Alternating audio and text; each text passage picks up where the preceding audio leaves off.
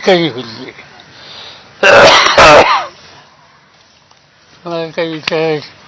पवारसाहेबांचा वाद निर्माण झाला ज्या पद्धतीनं नीलम गोरे यांनी एक राजकीय टीका टिप्पणी दिली. संजय राऊतांनी म्हटलंय की साहित्य महामंडळाने माफी मागितली पाहिजे आणि राजकीय विचारांची राजकीय टीकाकारांना त्यावरती उत्तर देणं हे तुम्हाला पटलं?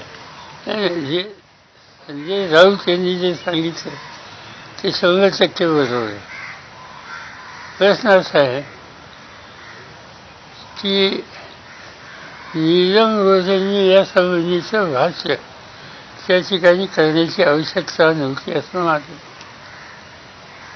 जे अधिवेशन अतिशय सूट चालले, सगळ्यांचा सहभाग आहे आणि त्याच्यामध्ये नाही त्या गोष्टी करायचं काही कारण नव्हतं.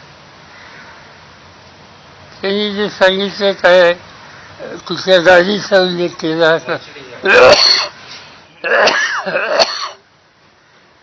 असं आहे की मला असं वाटतं की महाराष्ट्राच्या विधिमंडळात येऊन त्यांना 3 टर्म झाले असावे, 4. आणि या सगळ्या 4 टर्म कशा मिळाल्यात हे सगळ्या महाराष्ट्राला माहिती. त्यांचे एकंदर तिथला सहभाग त्याच्यात फारशी चर्चा न केलेली वेळी पण त्यांची एंट्री जी झाली महाराष्ट्रामध्ये विधिमंडळामध्ये ते प्रकाश आंबेडकर यांच्या भाषणातून झाली. तो कालावधी संपल्यावर त्यांचा कालावधी राष्ट्रवादी काँग्रेसमध्ये गेला.